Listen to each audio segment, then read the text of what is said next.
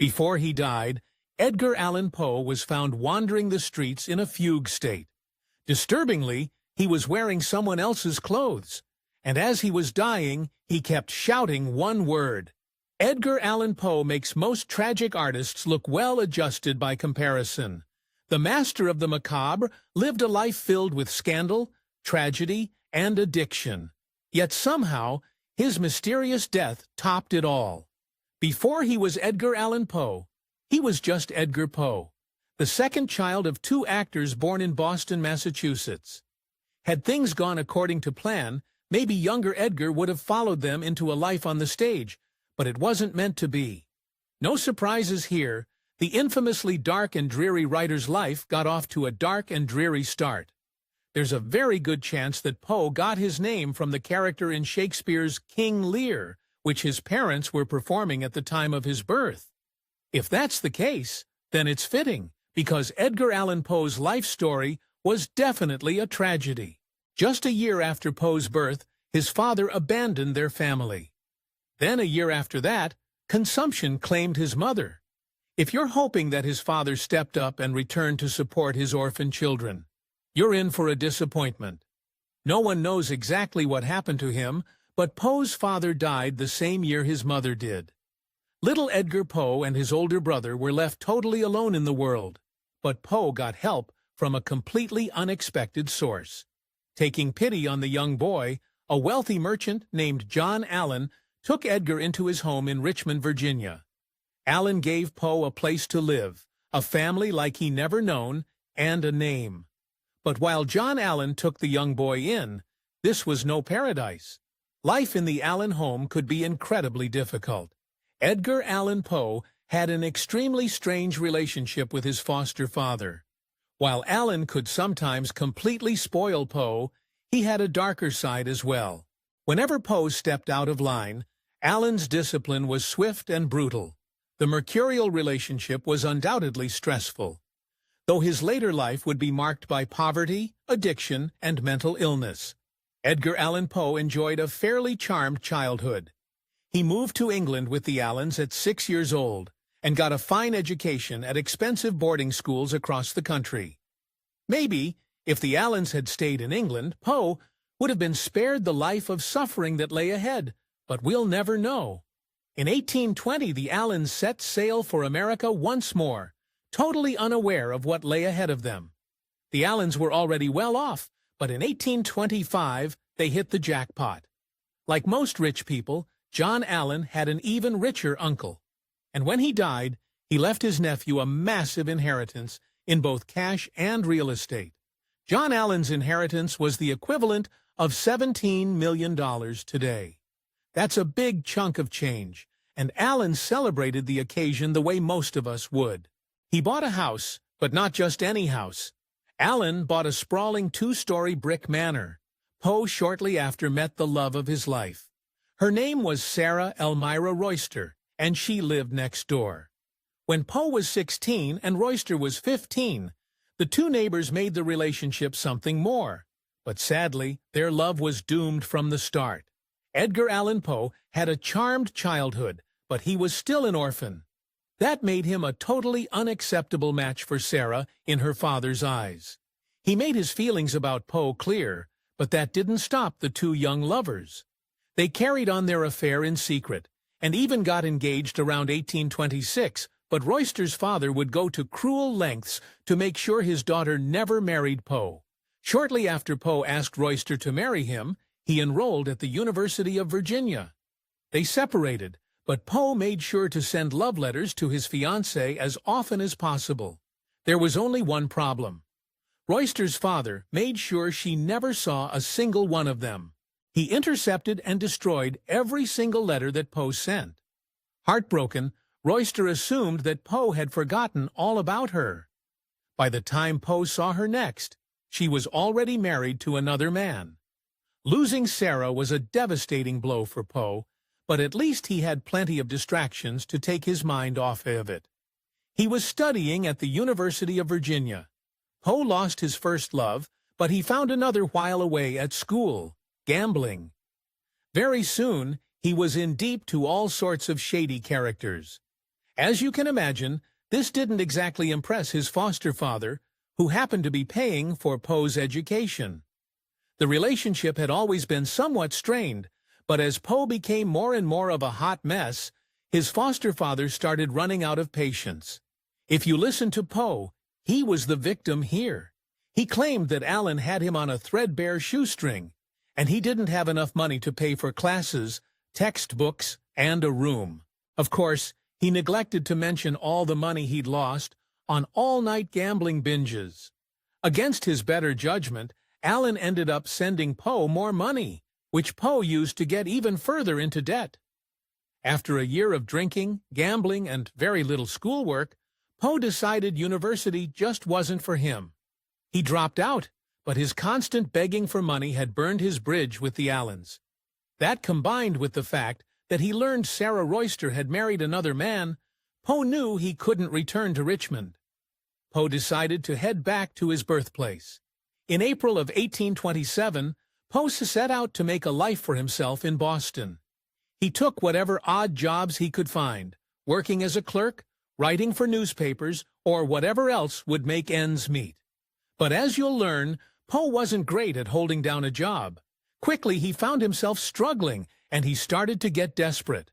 Boston didn't work out exactly as Poe planned, and soon enough, he was completely out of money.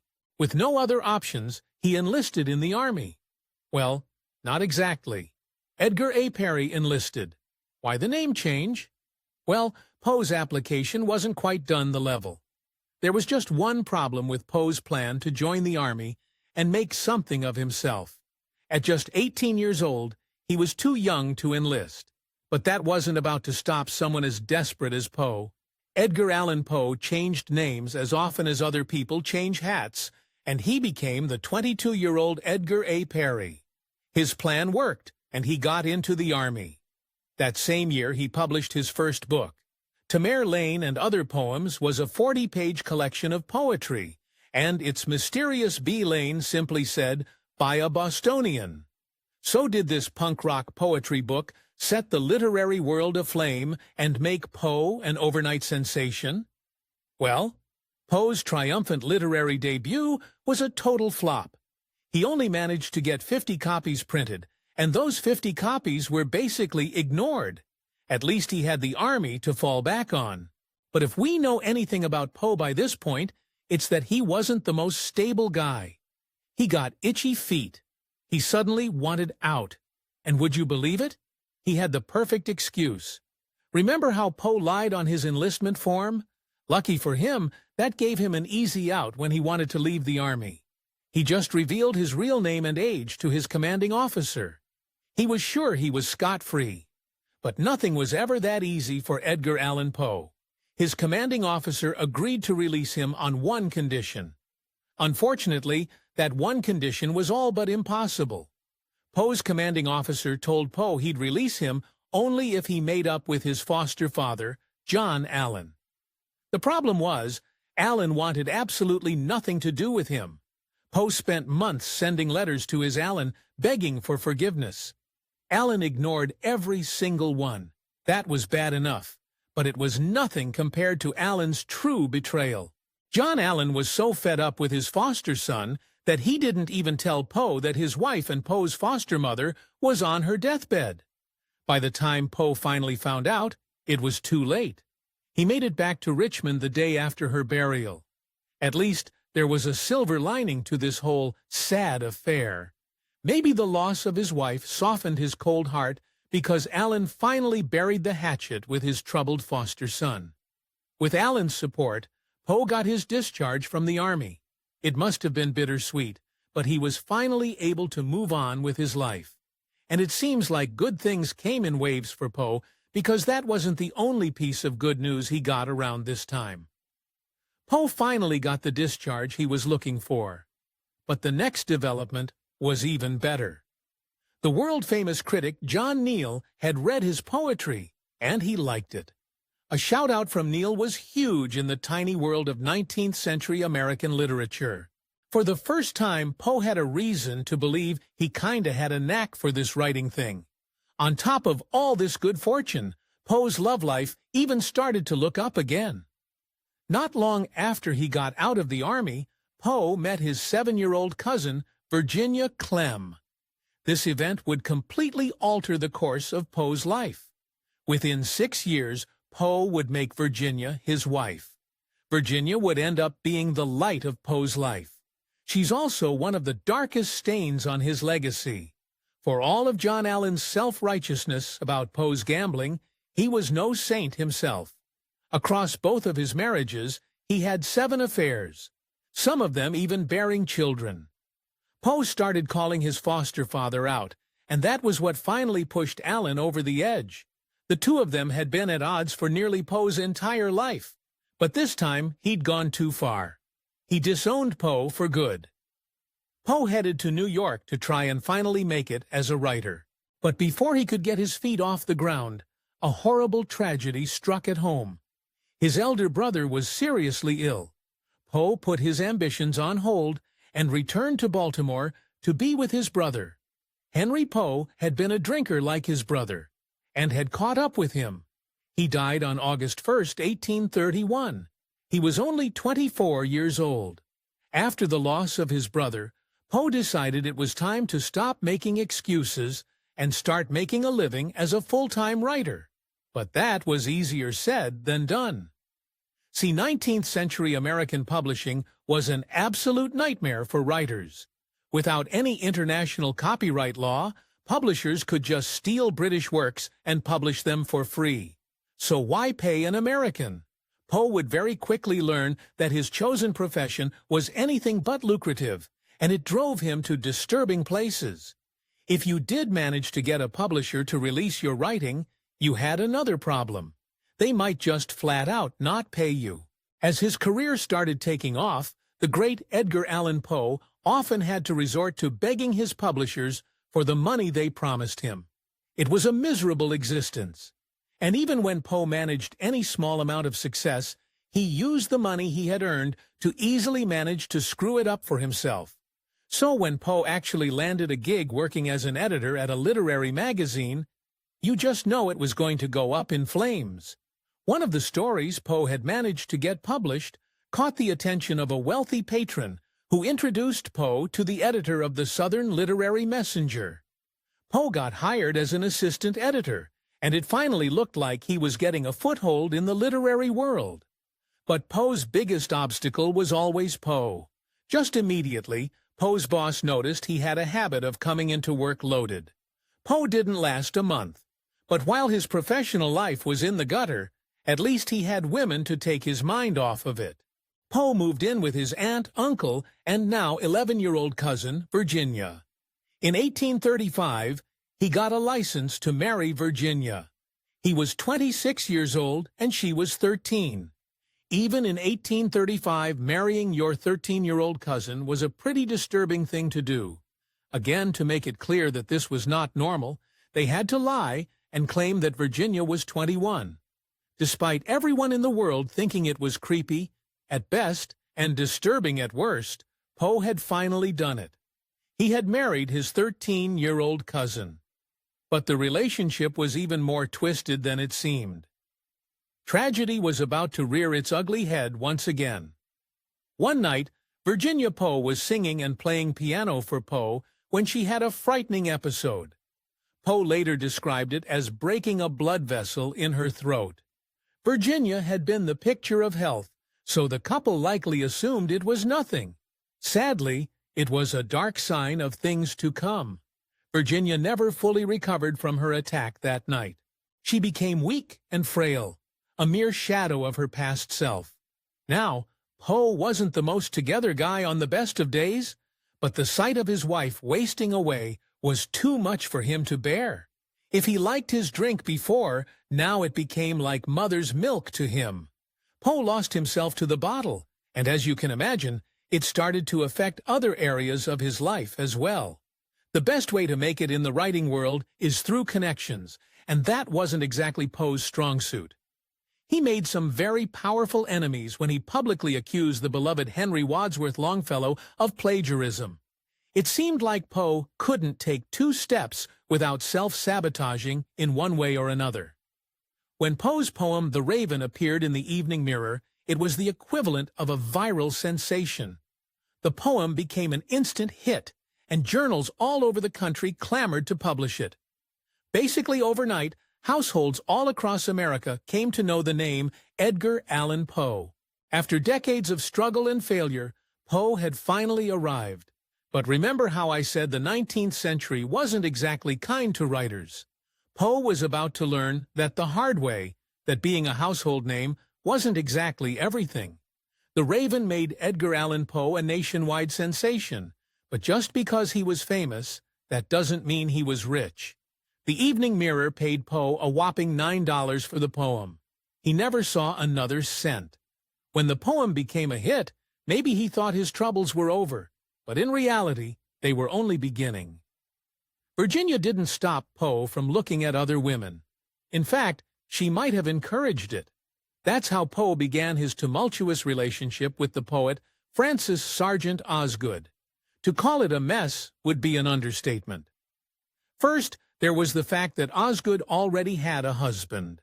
Next, there was Elizabeth F. Elliot, another poet who happened to be obsessed with Poe and who utterly despised Osgood. The famously petty and vindictive Elliot seemed to be of the belief, if I can't have him, no one can.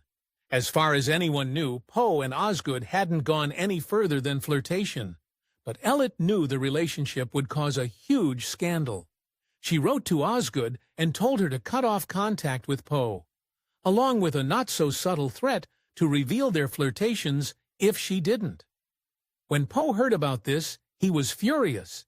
He gathered up every letter of hers in his possession and dumped them all at her house. Apparently, Elliot couldn't get enough of the drama because her response was absolutely insane. She pretended he still had the letters and sent her brother, a colonel, to collect them. When Poe couldn't produce the letters, Elliot's brother threatened to kill him, and he meant it. The threat scared Poe enough that he borrowed a pistol from a friend just in case. Gossip rags across the country picked up the story and reprinted Elliot's accusations. Very soon, half of the country believed Poe was a deranged adulterer. Granted, his erratic behavior didn't exactly help matters. Poe's reputation was in tatters, but his wife took it even worse. People started sending her anonymous letters claiming her husband was having affairs, and by people, we mean almost certainly Elliot. Virginia was already frail, but the stress of the scandal eventually became too much. The end was near. Poe moved his wife to a small cottage in what is now the Bronx, in the hopes that she could recover, but he couldn't save her. Virginia succumbed to tuberculosis at the cottage on January 30th, 1847.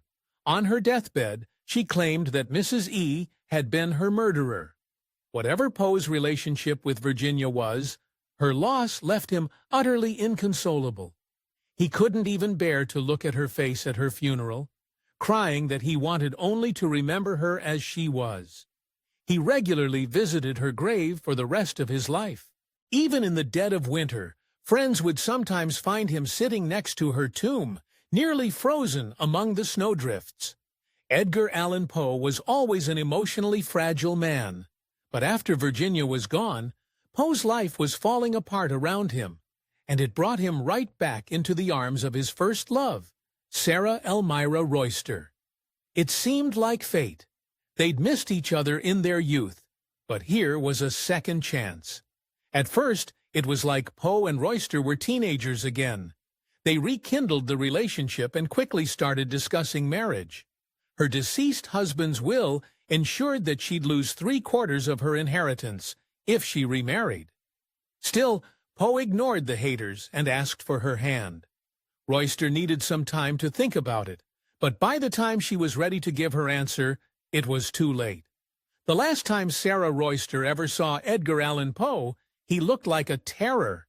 He came to her house shortly before leaving for a trip to New York City. Insanely depressed and complaining of sickness, Poe was a shell of his former self. His appearance worried Royster so much that she ran to check on him the next morning, but he'd already left. Edgar Allan Poe left Richmond, headed for New York, on September 27, 1849. Nearly a week later, Joseph W. Walker found a tattered and delirious man in a gutter outside a tavern in Baltimore. That man was Poe, who he'd been missing that whole time. Walker pressed him for information.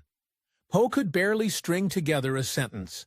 The one thing he managed to get out was the name Dr. Joseph E. Snodgrass.